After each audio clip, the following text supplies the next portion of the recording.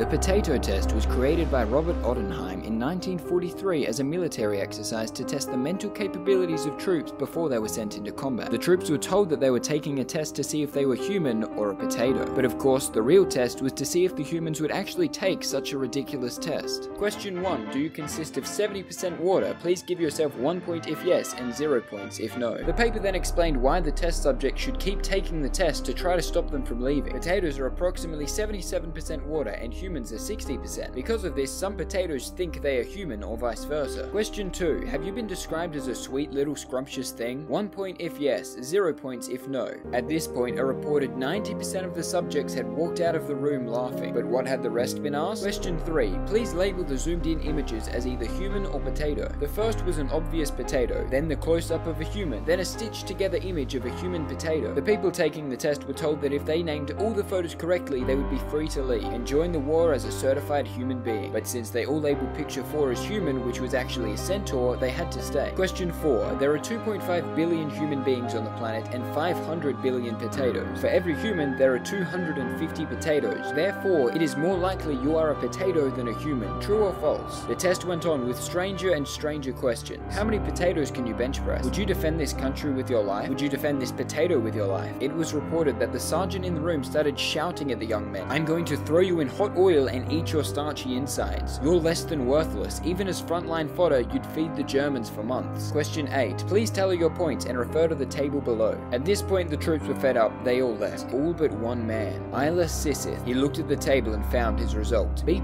You are probably maybe not a potato. I guess we can let you live. Thank you for taking this survey. By Robert Oppenheim. Looking closer, he realized something. Robert Otten. Robots. When robots pretend to be human and eat food, their cogs get jammed by potatoes because of their high starch content, making them biggest enemies. This was a test to eradicate all potatoes. Mr. Sisseth jumped to his feet and tackled the sergeant, forcing potatoes down his throat. He destroyed every machine he found. At the final robot, he shot him in the face, walked off, and said, "I'll see you, Tater."